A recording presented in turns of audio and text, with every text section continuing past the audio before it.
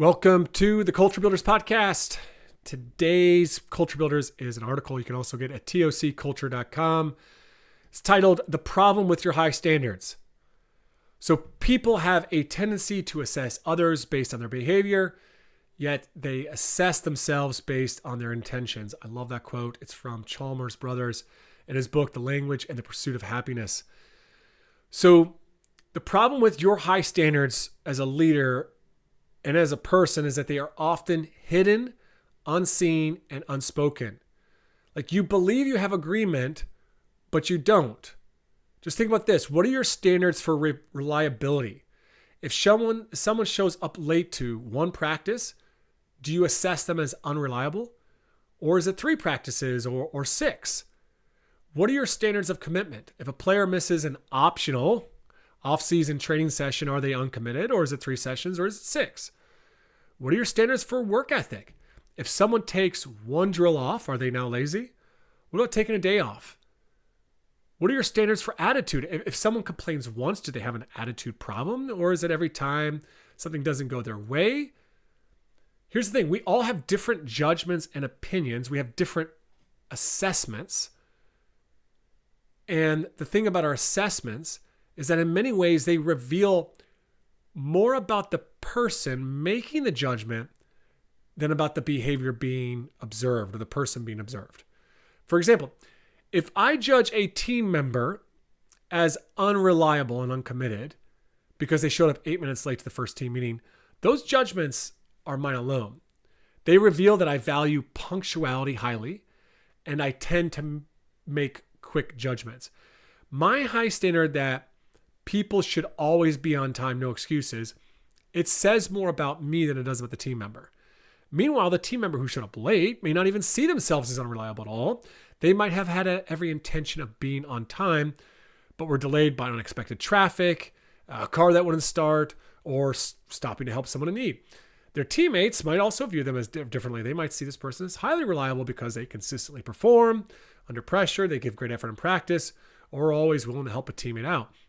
While the fact remains in all of this that the team member was 8 minutes late, multiple assessments of the same behavior also exist. This misalignment of standards, a lack of clarity, it can create significant problems over time. So the key is to get clarity and agreement on standards. Leaders often believe that holding an early season meeting to establish team standards or norms provides clarity. Here's the thing, it doesn't. It's impossible to set a standard for every behavior that might arise as an issue within your team. This doesn't mean that team standards, setting team standards is pointless. It's actually really important, but it's just the beginning. It's only the first conversation. Culture is a conversation. It's a lot of conversations. So to build clarity around how we want to do things here within our team, leaders must engage in continuous discussions about observed behaviors and the assessments made about those behaviors. I want to share with you here 2 ways to start these conversations. Number 1, share an observation and ask a curious question. As Walt Whitman and Ted Lasso have said, be curious, not judgmental. In the case of the team member who was late, you might say, hey, I noticed you came into the meeting about 8 minutes late today. I'm curious. What are your thoughts about that? Or how are you feeling about it? Or how do you think the team views that?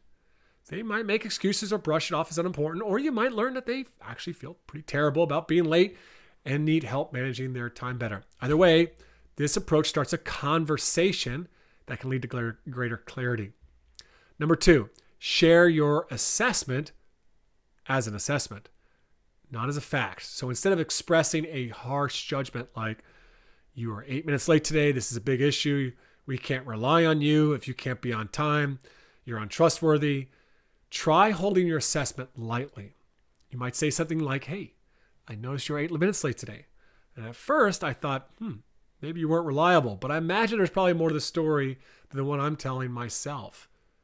So in this approach, you're just sharing your truth. You initially felt and maybe still do feel that they're unreliable, but it's important to share these thoughts at times because individuals need to understand how their actions, like being late, can lead others to make assessments of them that they may not want, like judgments of their character.